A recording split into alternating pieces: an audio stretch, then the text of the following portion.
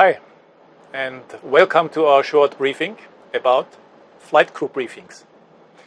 Briefings, mainly the departure briefing and the arrival briefing, are part of our everyday life as pilots.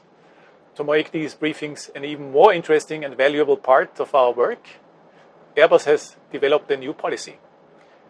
This video will give you information on the changes of this policy and how you can adapt it to your own briefing policy.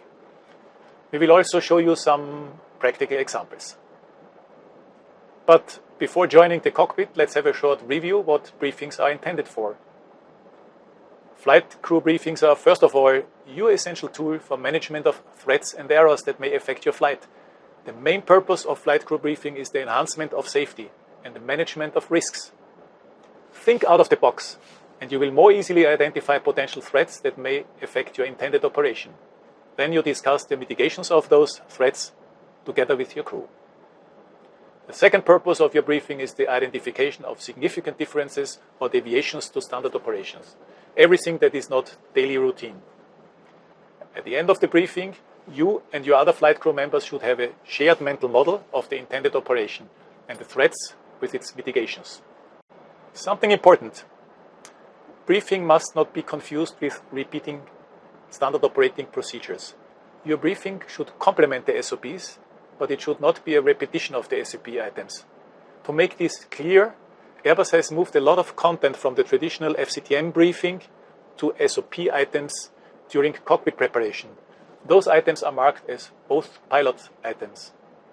The content of those both pilot items will not be repeated during the new briefing. Give you some examples. Both pilot items is the aircraft acceptance, the FMGS check, or the fuel check. That should be completed before starting the briefing. Let's now observe a crew preparing for a takeoff in New York, John F. Kennedy, on a flight to Boston. It is the last sector of the crew. They had several sectors on that day. Okay, I think we're ready. You're pilot monitoring, so Go ahead with the brief. Okay, so we are planning runway 04 right for departure with the Kennedy 5 SID. Initially, climb to 5,000 feet with an MSA in our departure segment of 2,000 feet. And in terms of fuel, we have no extra. Okay, that's great. As we taxi out, we need to think about the hotspot at Juliet, even though 4 left is closed by NOTAM. For 4 right, we talked about it in the briefing room. We've only got 19 meters of stop margin on the wet runway there. There's no engine out SID, so as you get airborne, it's going to be SOPs. So what do you see as the threats? I feel a little bit tired from the previous long flight, and that's it. Yeah, I'm the same. I see the threats the same. We're both a bit tired. It's the end of a long day. It's going to be even more stressing with the high amount of radio transmissions around New York. So for the mitigations of that, we need to be really vigilant with the radio calls. We need to listen out for our call sign, listen out for our clearances. Of course, in the event of failure, when I take the radios, that we need to remember to prioritize to fly, navigate, and communicate after that. Yeah, I would agree. Questions? No, thank you. Let's go. What have you seen in this video? First of all, you have noticed that the pilot monitoring started the briefing, and he states the view of the intended plan after checking the FMGS setup. Why do we suggest that the pilot monitoring starts? Simply because by having the PM initiating the briefing section, the PF can be assured that the pilot monitoring has the same expected monitoring framework. The plan part of the briefing should normally only contain the intended takeoff runway, the SID designator, the first cleared altitude, the minimum sector altitude or minimum off-route altitude for the climb trajectory, and the extra fuel and time. Afterwards, you observe that the pilot flying briefing gave additional strategic operational items important for the pilot monitoring. This part contains items like hotspots of the planned taxi route, the stop margin for RTO, briefing of the engine out departure route, and his considerations for a potential return landing. It is a good idea to shortly recap non-standard operations at that stage. For example, if you have a cross-split engine start, it might be smart to shortly brief this procedure during that stage. For the identification of possible threats, it is again the pilot monitoring to start. The briefing is continued with the joint discussion of the mitigation strategies, and at the end of the briefing there is a miscellaneous section. items that could be discussed at this stage are the level of automation intended after takeoff, or you could take the opportunity to brief a cockpit observer. Let's have a look at another briefing, this time for a night flight from Frankfurt to Johannesburg. Are you ready for the departure briefing? Yes, I'm ready. So I checked the box. The plan is to depart via runway 18. Yes.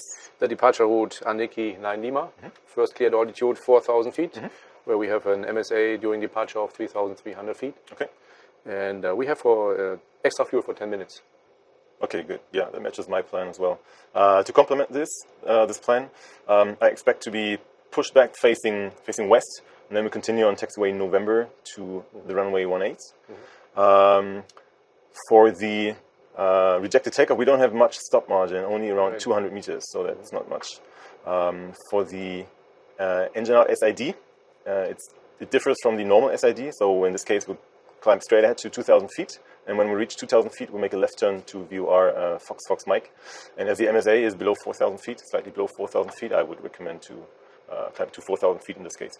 Yeah, fine. And for the return case, we are above max landing weight, but we have already done a calculation to come back, so this is an option to land on runway 25 again. Do you see any threats for our departure?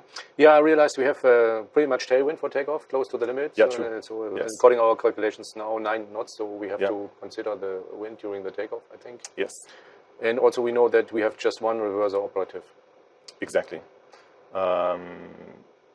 How did we mitigate that, the threat? We calculated already in our performance calculation one reverse in op. Yes. So this is done. Okay.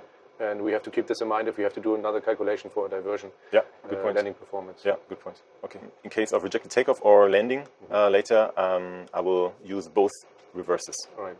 Do you see any other threats? No, not at the moment. That's it, I Me think. neither. Okay, great. Thanks. Thank you. Let's now look at the arrival briefing. The arrival briefing works in a similar way as the departure briefing. Here's the structure of the arrival briefing. It follows the same logic as the departure briefing, with the pilot monitoring starting the plan part and the threat identification. The new briefing will require only limited head downtime, since the FMGS setup has been thoroughly checked by both pilots independently according to new SOPs before commencing the briefing. Here's our arrival scenario on a flight into Phuket. Let's join the crew in the cockpit. So we are shortly before top of descent. Yeah. You've checked everything. Are you ready for Yes, I briefing? did. I'm ready. So the plan is, as I perceive it, that we're flying now inbound SAFSA, that we expect the SAFSA arrival. The minimum off-route altitude right now is 7,000 feet, and the MSA is 3,000 feet. We'll do an ILS approach, runway 27. Right. The minimum descent altitude is 540 feet. And the missed approach procedure is we fly straight ahead 2,500 feet, and then make a right turn direct 7 miles from the ILS DME, and we'll maintain 2,500 feet during the approach, during the missed approach. We do not have any additional fuel for time being. That's Okay. my plan so Fine, far. that's what I've set up. And I will fly the ILS runway 27, fully managed. Okay. And with configuration full landing. We know now we have wet runway Yeah. and like bumpy crosswind conditions. Yeah. Do you see any further threats? Yeah, like I mentioned, I see one threat that we have no additional fuel, and the weather is Yeah. close to the minimum. So in case we don't see the runway at the minimum, we should take the decision to fly straight to the alternate aerodrome, To the alternate, yeah, fine. because we don't have much time to circle around and Yeah. then make a choice. Yeah, that's true.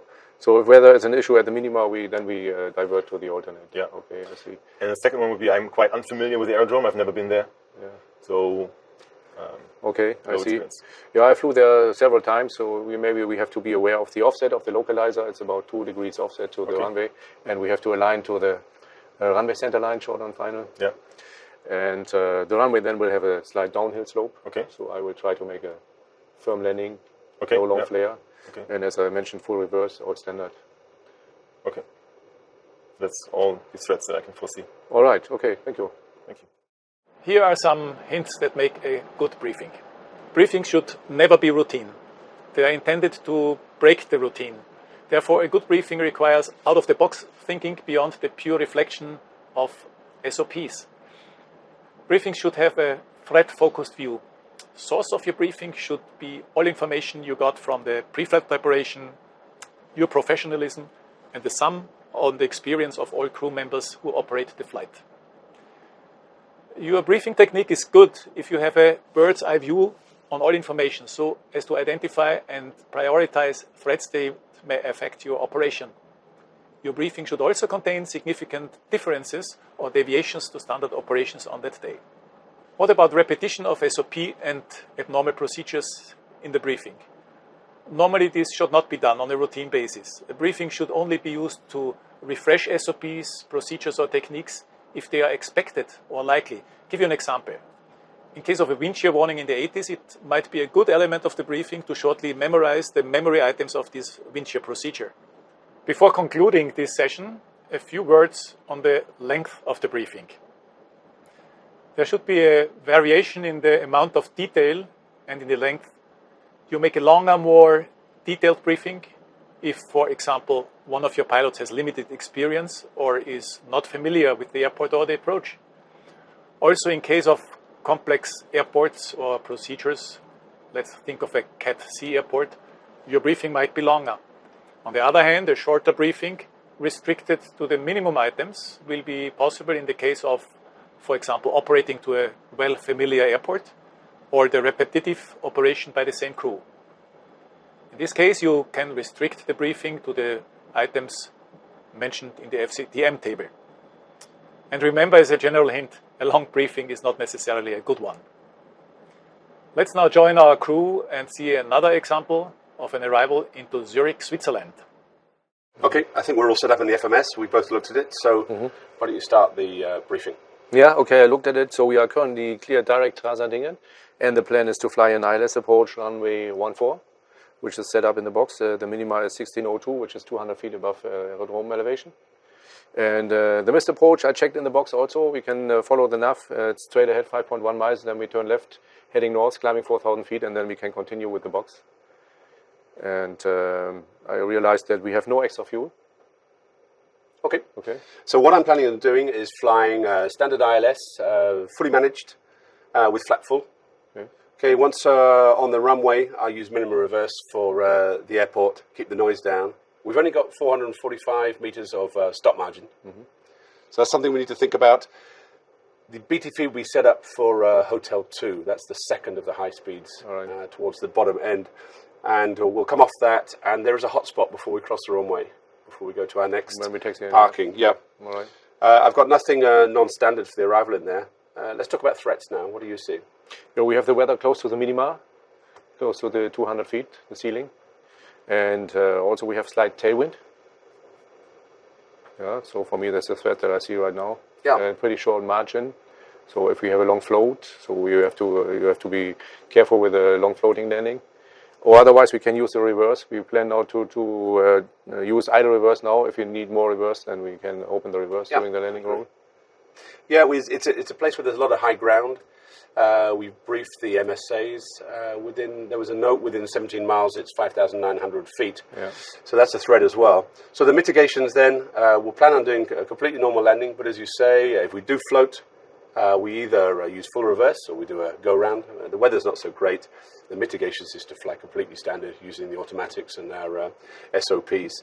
Exactly, yeah. Anything else we could do to mitigate the threats? No, I think that covers it. Yeah, I think so too. Good observance of normal procedures. Okay. Yeah, questions? Fine. No questions so far. I wish you happy landings with the new briefings that make your flights not only more interesting and fun, but overall safer.